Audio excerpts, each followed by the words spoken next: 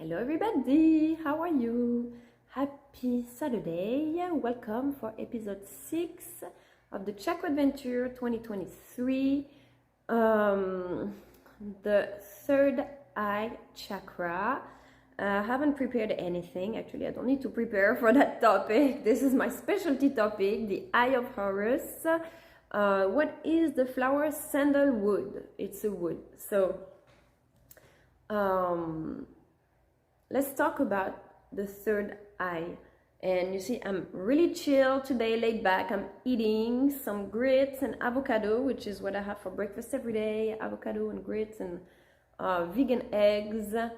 Let's talk a little bit about health, because you know, we always say that the third eye, so it's the pineal gland, right? It's an actual organ that we have in our brain that is the eye of the mental screen, the imagination.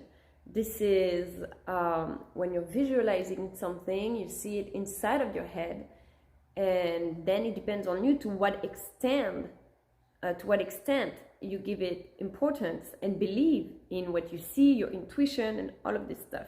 So this pineal gland, the healthier you are, the cleaner it is, like every other organ. Okay, so I just want to give one warning, because there is this spiritual communities and everywhere you see that fluoride, they tell you that fluoride is bad for your pineal gland, because it calcifies the pineal gland, so then it blocks you from actually seeing. And it's crazy because, you know, sometimes maybe you're in the field and you see stuff everywhere, some things seem obvious to you. Like I remember when I was in Peru, I was talking to a guy and he was like, oh, I see stuff everywhere. I see faces in the walls, I see faces in the mountains, you know. But then you talk to some people and there is something like right in front of their face, but they won't see it, you know, or something's happening and the truth is so obvious, or it's literally right in front of their eyes, but they can see it. Or you explain to them and they're gonna be like, I don't understand, I don't know, you're crazy, you know. So this is also your pineal gland, how healthy you are, what importance you give to this imaginary world and stuff like that. So just a caution, because the fluoride is something that you have. Fluoride is what you have in your teeth, right? And it helps with the production of enamel. So my recommendation from experience is to still give fluoride to your kids, fluoride toothpaste to your kids until their teeth are formed, okay? Because since birth, I refuse to give fluoride toothpaste to my son for that reason. I was like, no, I want him to be enlightened. I want him to be a super conscious kid, which he is, but his teeth are growing almost translucent. It doesn't have enamel. It's super soft. He doesn't have strong teeth. So it can be from the toothpaste we used, it can be from all the antibiotics and steroids he's been taking.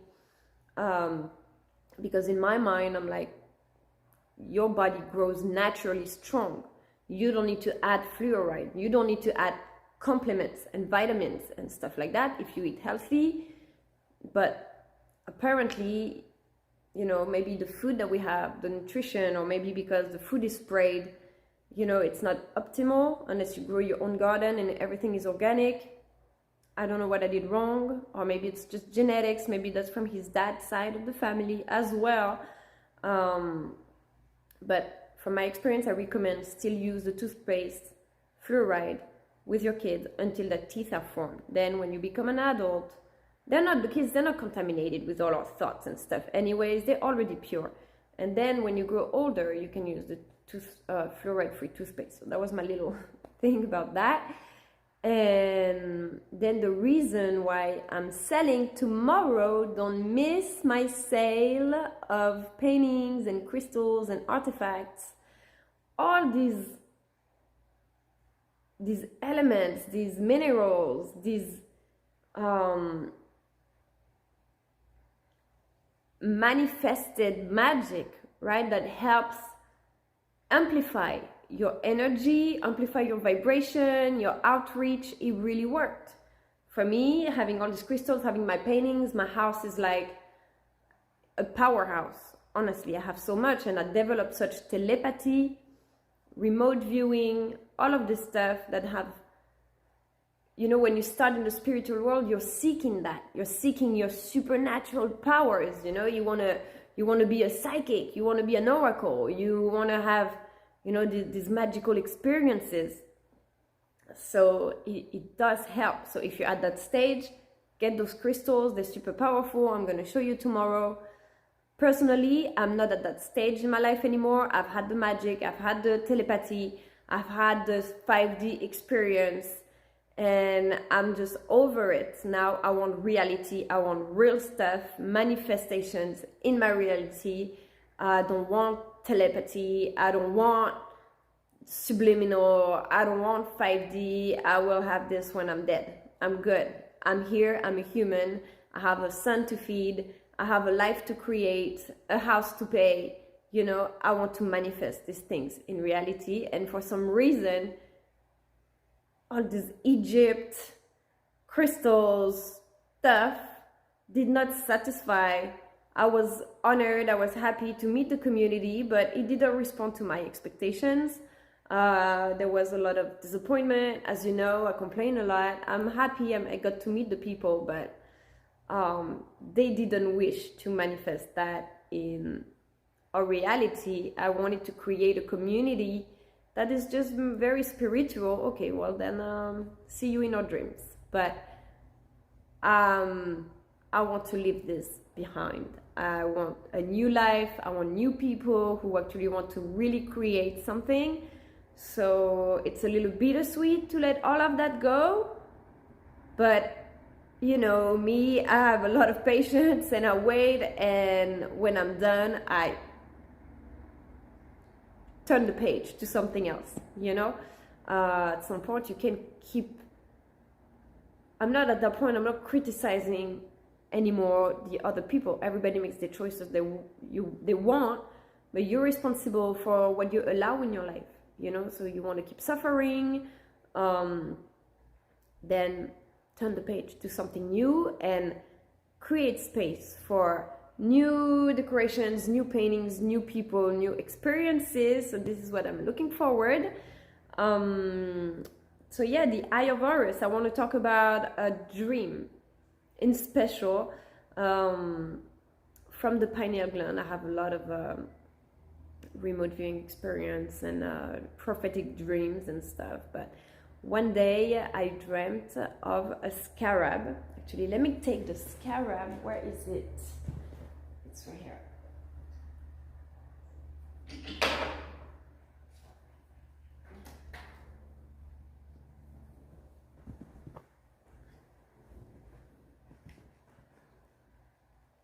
This is an actual scarab from ancient Egypt. I bought this in Egypt. It's ancient. I love it. It's beautiful, and I bought it. You see, you still have some engravings on the back of it. Don't know if you can see.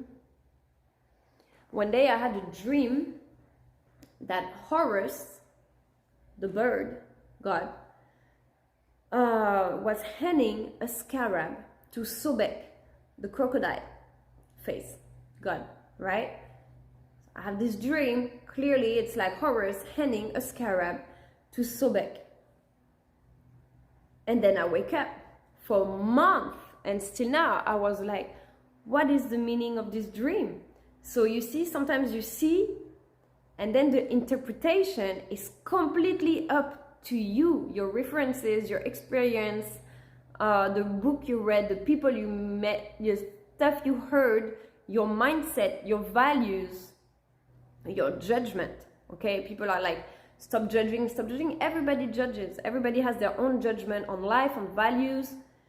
So in many circumstances in life, you know, I was like, when my son started school, I was like, it's like me handing my son to the school system, you know, like we always had this impression of like the school is formatting our kids, they're like prisons and stuff. Then that proved me wrong also, because, you know, my school, the school where my son is amazing. It's like I couldn't wish for a better school right now in Jacksonville. This is the best school. It's a Waldorf, you know, they have, they learn through nature. The teachers are so amazing. All the team really, so lucky.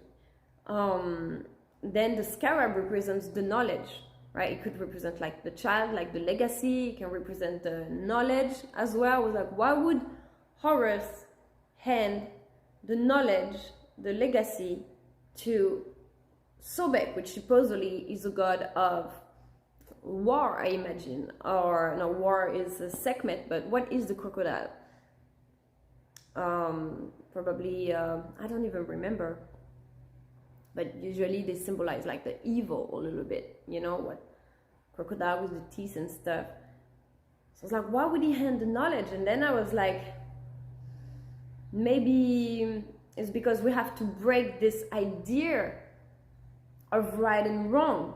You know, the good forces, the dark forces, good strategies, bad strategies. Even thought the tablets of emerald, they say some people will use the magic, but from forces from below. Do not use that. Use the forces from above, from the light, you know, to bring the light. If you're trying to bring the knowledge through black magic or through all this stuff, you know, you will have the results, but you will also have the counterbalancing consequences as well. But in the end, what is the good? What is the bad?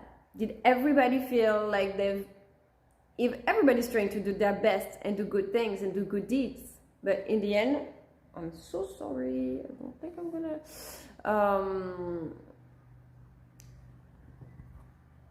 yeah, but in the end, yeah, I think I'm gonna have to record this. But in the end, we're all human, trying the best we can, you know, on our journey, on our path. So maybe that was what it was, having a collaboration, you know, between the people we've been judged. For example, in my community, I'm seen as like the bad witch. There's a lot of people who don't want to work with me. Why? Because I complain. I complain and I say what I think, some stuff that's been done to me. If it was done to you, you would never accept that.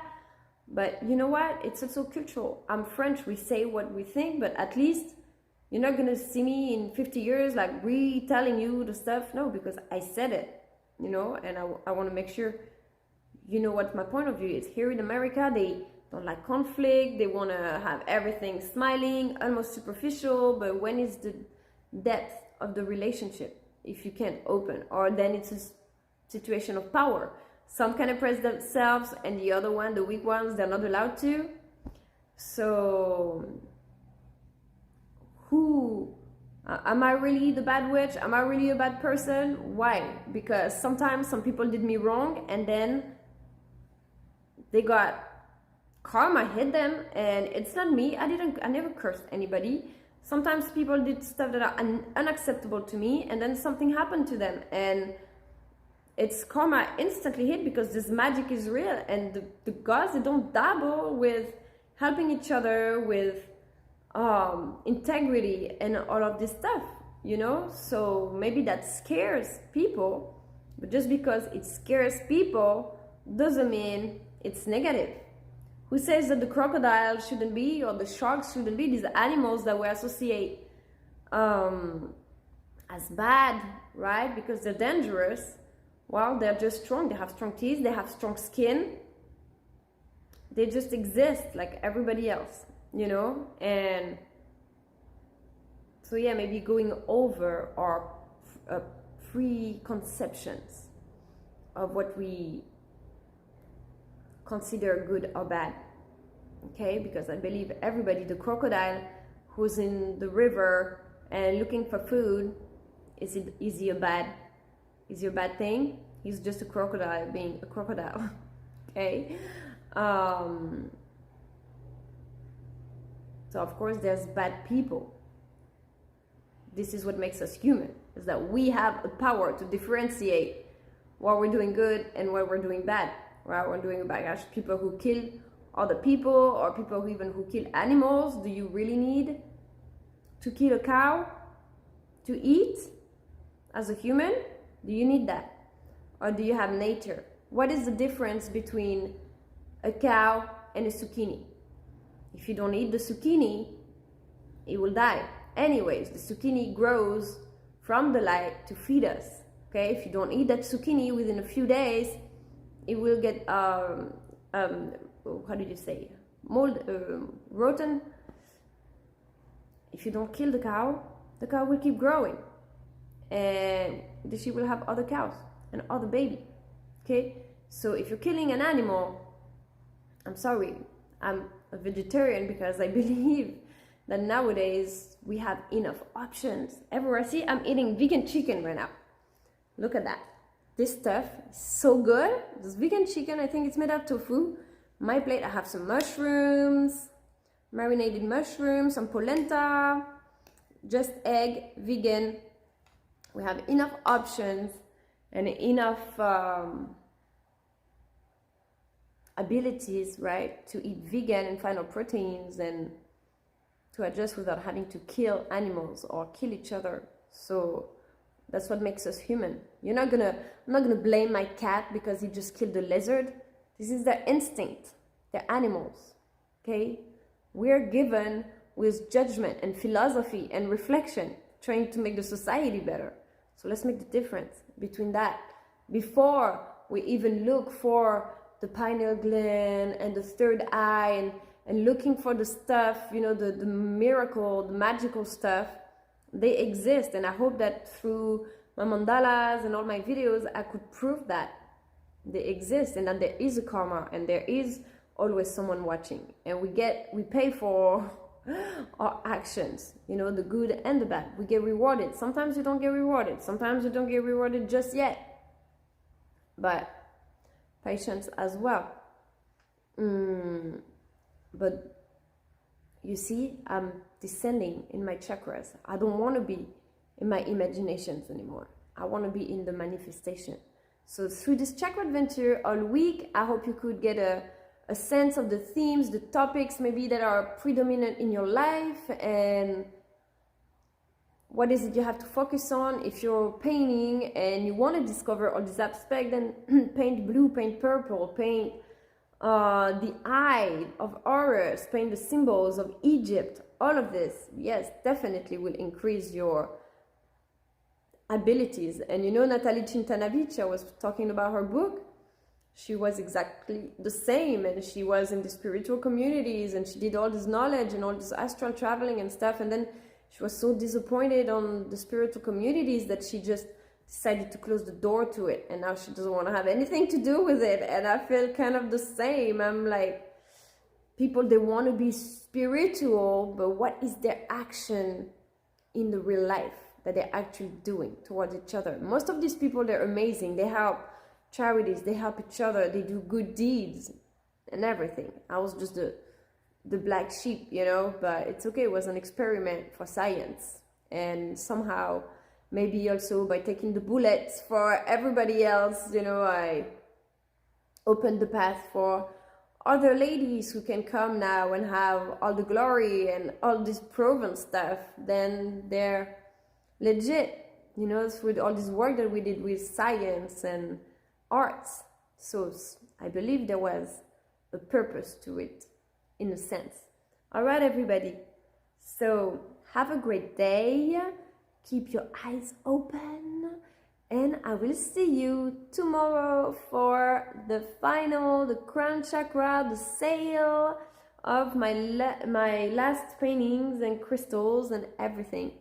Have a good evening or day. One more thing I want to add, also very important, like I always say, I'm not a specialist of Egypt. I don't know all the gods, their history. I know a little bit. I'm not, I've been to Egypt. I've studied it. I don't remember everything. But what's interesting is the logic, okay? And this pineal gland. Also, we must talk about the Akashic records. Because my son, he discovered Google, right? And now he's playing his video games. Every time he has a question, he's like, can I use your phone to ask Google? Can I use your phone to ask Google? Like, 50 times a day. I'm like, it's good. I'm happy that you're curious, you want to have information, you're using the tools that you have to find the information, but you don't need to ask everything to Google, okay? You can use your head and find the solution. So for example, I was talking about Sobek. I was like, oh, I knew I've learned it before, after my dream, what god it was. And then I'm like, I don't need to look on Google. Okay, what is the crocodile? What is the symbolic does it have to you? Like the Egyptian, it was all about the symbolic. So you don't need to have all the knowledge to be an intelligent person. You use your own interpretation of everything in life. Google doesn't have all the answers. You know, there's actually a lot of fake information also in history. It's on Google. We are called to use this sense of connection through those gods, through those memories to find it. So maybe sometimes you're like, oh, she doesn't even know what that is. No, but I'm guiding through life from my intuition. I will never know everything. There will always be more to learn. But yeah, this is one important stuff I wanted to say about the pineal gland, and also to use our logic, because in the world there is a lot of stuff that you wonder if people have a sense of logic. Some stuff are very obvious and they don't use common sense. That's what we need most. And this Google doesn't give you the common sense. Okay, this is in your heart. What is the right thing to do? You find the answer within your heart.